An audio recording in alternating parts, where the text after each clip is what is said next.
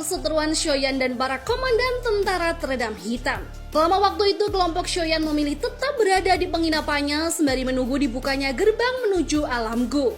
Hal ini sengaja dilakukan Shoyan guna menghindari konfrontasi dengan tentara teredam hitam dan atau para anggota Aula Jiwa maupun klan Hun. Shoyan merenungkan kata-kata Hunya dan menyimpulkan bahwa pria itu kemungkinan memiliki posisi penting di klan Hun. Dukungan dari dua pengawal kuat dengan kekuatan Dousun bintang 7 menjadi petunjuk kuat atas statusnya. Namun Shoyan memutuskan untuk menunda dendam itu. Selama lawannya masih berada dalam kelas Dousun, ia yakin kesempatan untuk mengalahkannya pasti akan datang. Singkat cerita, akhirnya waktu pembukaan gerbang alam Gu pun tiba. Tetua Gu yang bernama Guzun memberikan pengarahan singkat sebelum para tamu memasuki alam Gu. Ia menjelaskan bahwa wilayah tersebut sangat luas dan kompleks sehingga siapapun yang tidak mengenal jalur-jalurnya sebaiknya tidak menjelajah sembarangan. Nantinya para tamu akan diterima oleh perwakilan dari klan Gu yang akan mengantar mereka ke pusat wilayah bernama Pegunungan Suci Gu. Guzun juga memperingatkan agar tidak ada yang mengganggu penduduk lokal yang mendiami pegunungan tersebut. Meskipun darah klan Gu dalam tubuh mereka sangat tipis, mereka telah berkembang dalam jumlah besar selama bertahun-tahun. Jika garis keturunan mereka terbangkitkan, bukan tidak mungkin mereka menjadi anggota klan Gu yang sejati. Setelah penjelasan selesai, Guzun tersenyum dan mempersilahkan para tamu memasuki pintu spasial raksasa yang telah terbuka. Namun gerbang itu dijaga ketat oleh prajurit tentara teredam hitam termasuk dua tokoh penting Lin Kuan dan Lin Xiu. Tatapan tajam Lin Xiu langsung tertuju pada kelompok Shoyan yang sedang berjalan mendekat. Ketika kelompok Shoyan melintasi penjagaan, Lin Xiu sempat melihat Guzun yang sibuk namun tidak berniat menghentikan langkah mereka. Di sisi lain, Shoyan sama sekali tidak berusaha menghindar dari Lin Xiu hingga tubuh mereka saling bertumbukan. Shoyan tetap tanpa ekspresi saat merasakan ada getaran aneh pada bahunya akibat tabrakan itu, namun Lin Xiu justru terlihat pucat. Ia menyadari bahwa kekuatan panas yang mengalir dari tubuh Shoyan sangat kuat hingga terasa menakutkan. Shoyan melangkah tanpa menunjukkan emosi, tatapannya datar saat matanya sekilas menangkap ekspresi marah Lin Xiu.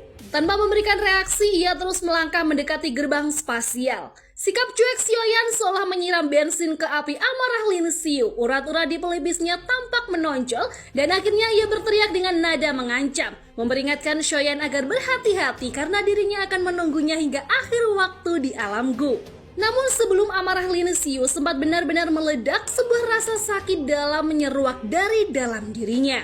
Ia terbatuk keras dan memuntahkan darah. Dengan ngeri ia menyadari bahwa saat konfrontasi sebelumnya, Shoyan telah meninggalkan jejak api 3000 teratai hati di dalam tubuhnya.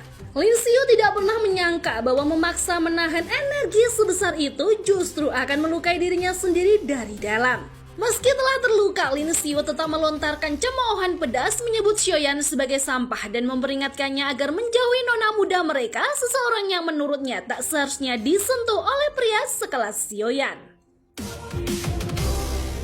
Begitu melewati gerbang spasial raksasa, Shoyan langsung merasakan perbedaan drastis di sekitarnya. Fluktuasi energi di udara sangat padat dan kuat hingga ia merasa tempat ini bisa melipat gandakan laju kultivasi dibanding dunia biasa.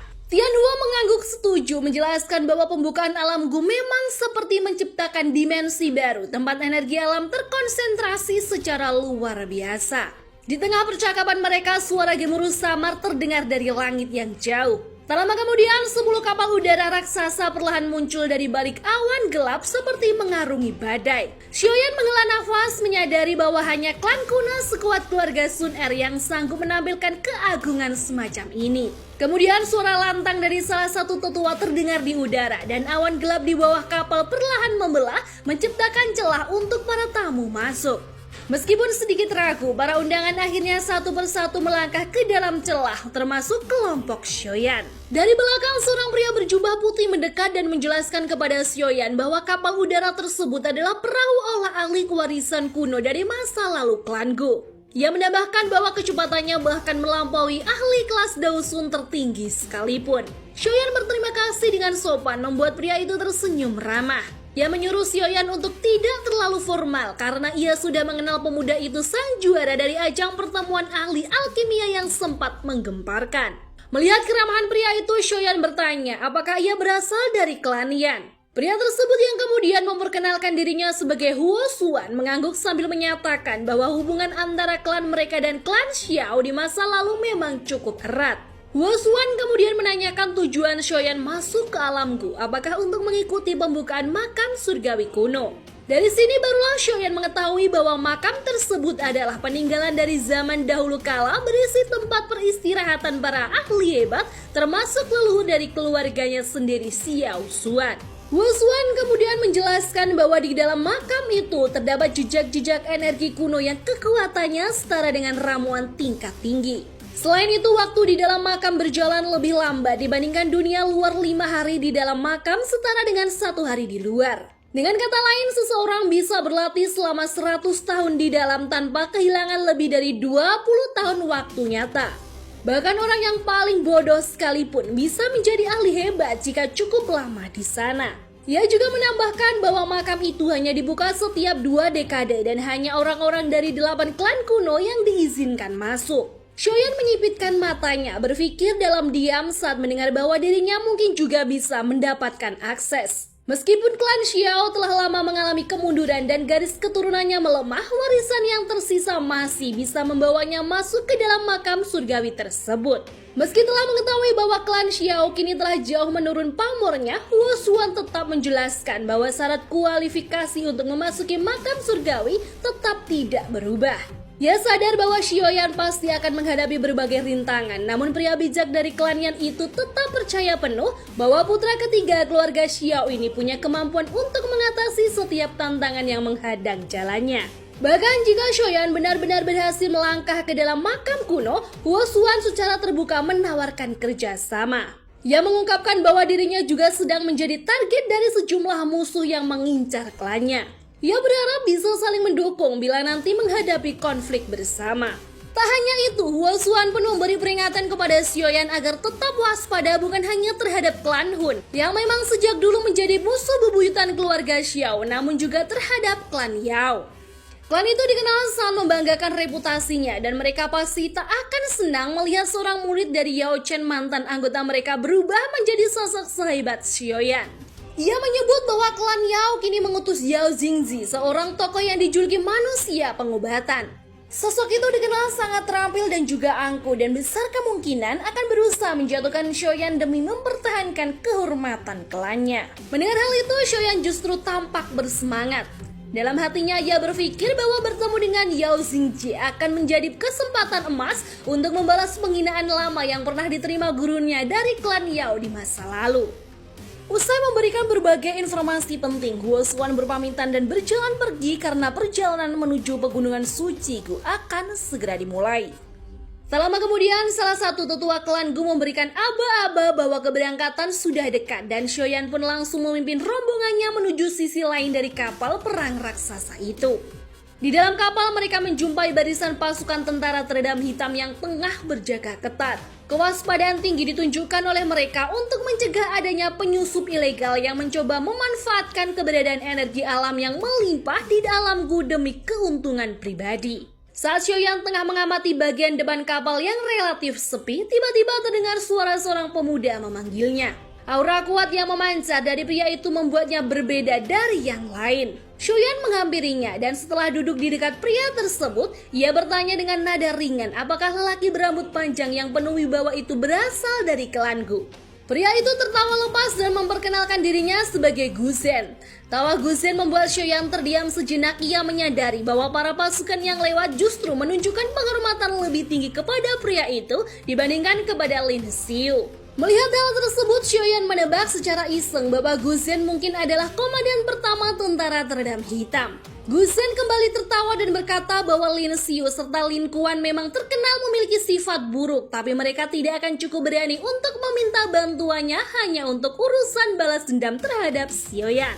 Gu Zhen kemudian mengganti topik pembicaraan. Ia menjelaskan mengapa kapal ini dijaga begitu ketat oleh pasukan elit.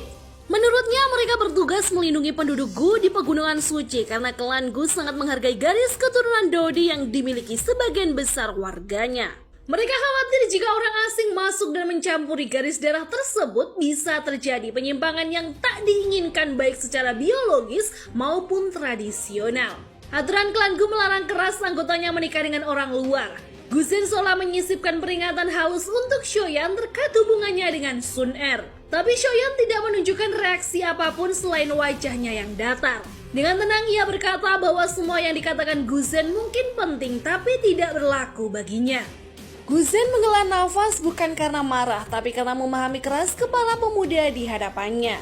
Ia menegaskan bahwa yang ia sampaikan bukanlah ancaman, melainkan peringatan. Sebab bila sesuatu terjadi, bukan hanya Shoyan yang akan menderita, tetapi juga Sun Er yang mungkin akan terseret dalam konflik yang lebih luas. Sambil menyentuh cincin penyimpanan di jarinya, Shoyan menatap Gusen dan bertanya sejauh mana kekuatan yang dibutuhkan agar seseorang dari luar bisa diterima oleh klanku tanpa melihat garis darah.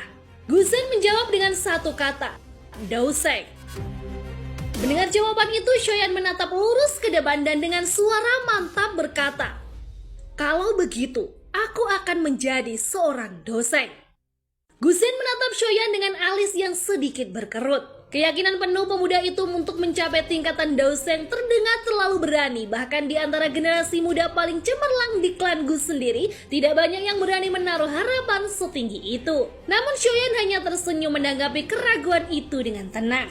Ia menjelaskan bahwa perbedaan mendasar antara dirinya dan anak-anak muda dari klan Gu terletak pada latar belakang. Anak-anak klan Gu terlalu dimanjakan dengan kekuasaan dan pengaruh ayah mereka yang duduk di kursi kekuasaan, sementara ia tumbuh tanpa sandaran, hanya ditempa oleh usaha dan perjuangan keras. Dengan nada santai namun tegas, Shoyan meminta Gusen untuk tidak menilainya sekarang. Biarkan waktu yang menjadi saksi, apakah aku benar-benar bisa menggamet tingkatan Doseng atau tidak. Gusen perlahan menarik kembali senyumannya. Ada keteguhan dalam ucapan Shoyan yang tak bisa dianggap enteng. Ia pun memberikan satu peringatan terakhir agar Shoyan tak melampaui batasnya sendiri. Sebab jika terus berjalan tanpa kendali, yang menanti bukan hanya kehancuran dirinya, tapi juga Sun Er, nona muda dari klan Gu yang jelas terikat dalam pusaran ini. Shoyan mengangguk pelan, mengucapkan terima kasih atas nasihat itu. Namun dengan sorot mata yang tajam, ia menyampaikan bahwa ia telah datang sejauh ini bukan karena nama keluarganya, melainkan karena ketekunan. Dari status sebagai sampah keluarga Xiao, ia mengangkat dirinya sendiri. Justru karena terbiasa melawan keadaan itulah, kini ia tak takut pada siapapun, baik itu klan Hun, bahkan klan Gu sekalipun. Raut wajah Gusen menjadi rumit. Ia melihat dengan mata kepala sendiri bahwa pemuda di hadapannya tak goyah sedikit pun meski telah diperingatkan berulang kali. Belum sempat ia memberi respon lebih jauh, kapal yang mereka tumpangi mulai berguncang halus. Mereka telah memasuki wilayah pegunungan Suci Gu, tempat kabut pekat menyelimuti puncaknya. Pandangan Shoyan tertuju kejauhan ke arah puncak gunung yang tampak menggantung di balik awan. Di sanalah sebuah sosok berdiri terlihat bagaikan dewi yang turun dari langit. Sosok itu tengah menatapnya dari kejauhan dan meskipun jaraknya jauh, tatapan mata mereka bertaut seolah waktu berhenti. Shoyan bahkan bisa merasakan semacam kerinduan halus merambat hingga ke sumsum tulangnya.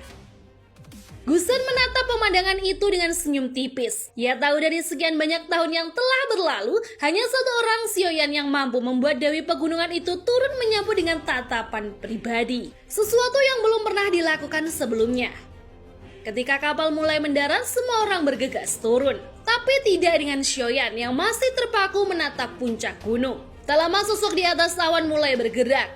Rambut dan pakaiannya berkibar ditiup angin, menciptakan kesan seorang peri angkasa yang perlahan melangkah di antara kabut hingga akhirnya melayang lembut dan berdiri di luar kapal.